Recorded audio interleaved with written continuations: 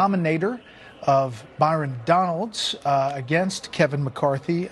Thanks for being here.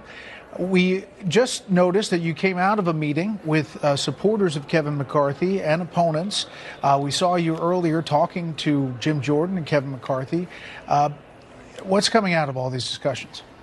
Well, thanks, Brett. Thanks for having me on. These conversations are continuing. We're doing exactly what the American people want us to do, being here in Washington, trying to make sure we stand up to fight for them and to represent our constituents against a swamp that is basically rolling over them. $1.7 trillion omnibus bills. They get no real representation. We can't offer amendments on the floor. We can't actually have participation in the process because things are cooked up in secret committees, in the Rules Committee, as they call it. It's a secret committee, basically, that nobody knows about, that then funnels everything to the floor. And we want to be able to have a say on that. It's not enough just to get the same old rules, the 72 hours and stuff that's already in the rules and gets waived regularly. It's a majoritarian body. You can put whatever you want in the rules, but if they can just be waved away magically because Mitch McConnell and the leadership of the House decide to jam through a bill, then we have no say. So this is all about defending the American people against the swamp, and we're having conversations right now. Literally, I'm going to leave this interview and go right back to keep having those conversations. And we're making progress, but we still have a long way to go. Let me just be clear. You're lumping in Kevin McCarthy with the swamp, and thereby saying that former President Donald Trump, in endorsing McCarthy, is somehow tied to the swamp. Is that what you're saying? Well, look, you can talk to President Trump about his endorsements. I don't really pay attention to All right, him, well, frankly. let me then keep going. Specifics. Yeah. What exactly do you want? You want, what, 4 out of 9 positions on the Rules Committee?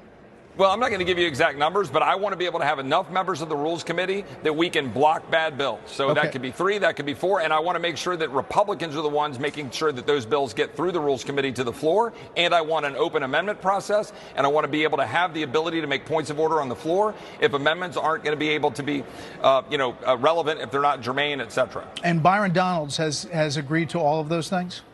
No, I can't say that. Byron Donalds is a part of our conversations. Byron Donalds, though, is on the same page as I am about what we need to do. Byron Donalds wants to change the swamp. Byron Donalds hasn't been here for the last 13 or 14 years, been a part of raising the debt from about $11 trillion in 2009 to $32 trillion this year. Like that's the reality, right? Yeah, I understand what you're saying, but I mean, you're kind of lumping some of your colleagues in not wanting to reduce the debt or not wanting to deal, you're not, but others are, with the border, or not wanting to deal with regular order.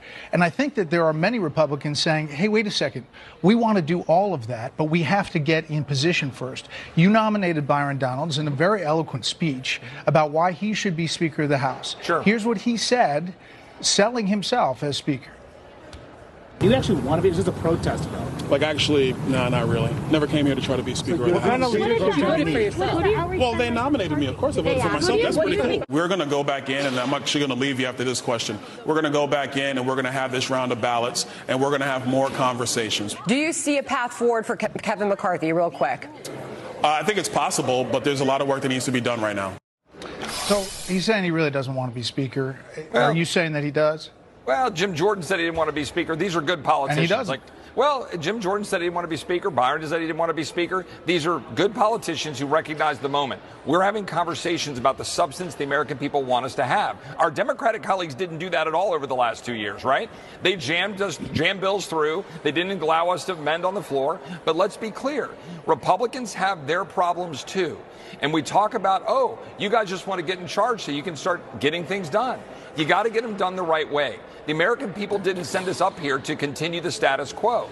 So Kevin's going to have to give us the ability to constrain the swamp, the same swamp that passed the $1.7 trillion bill, that had 7,500 earmarks for $16 billion, that didn't allow us to secure the border, that had $45 billion for Ukraine without a single vote on the floor. Okay, I understand all of that. I really do. And you know who first used the swamp, who talked about the swamp? Sure. Is former President Trump, as he was campaigning to be president. He talked about the swamp and changing the swamp all the time. And in this statement endorsing McCarthy, he says, I think it's a dangerous game. And frankly, if they're not happy with him, they can do something about it at a later date. I support McCarthy, and I support getting the deal done. What I don't support is allowing this to continue to go forward. Do you think that at some point this is hurting the Republican Party, understanding you're standing on principle?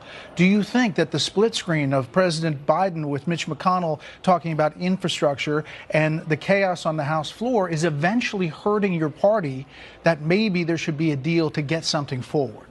There should only be a deal if it's a deal worth doing for the American people who sent us here to stop the swamp from rolling over what they want us to do, Brett. And President Trump can say whatever he wants. It won't be the first time I disagree with him, and it won't be the last. The fact here is, I'm not going through a list of who he's endorsing or not endorsing. I understand. What I'm doing is standing up for the people that sent me here to stop doing the same old thing. Stop spending money we don't have. You're Stop saying Kevin McCarthy is the swamp, and that if he was Speaker, that it would be more of the same.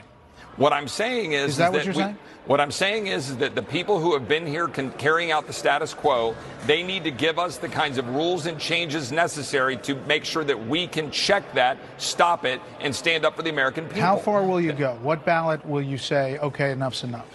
Whatever ballot it takes to actually protect the American people.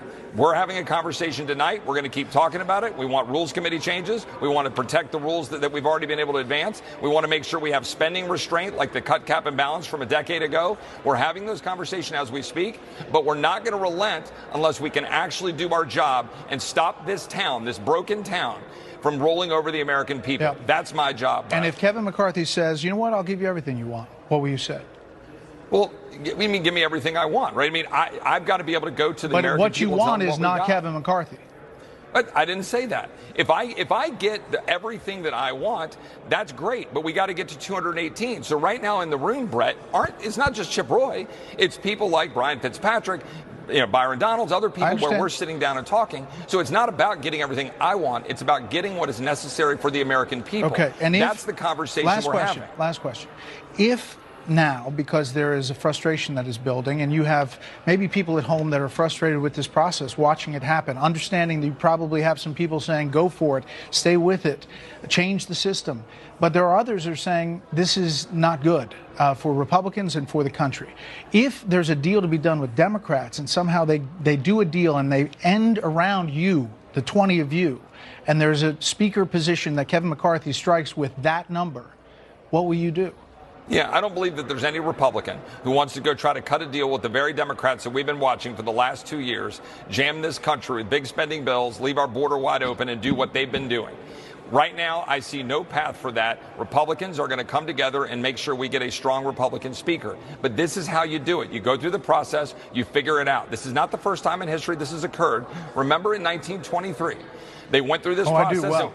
And what was I'm sure at the end of that rainbow, there were some significant rules changes. There were changes that allowed us to use our election certificate by using the Rules Committee and the power of that to stop bad bills from getting to the floor to protect the American people. And one last point, Brett, this notion that people are moving the goalposts is just not true.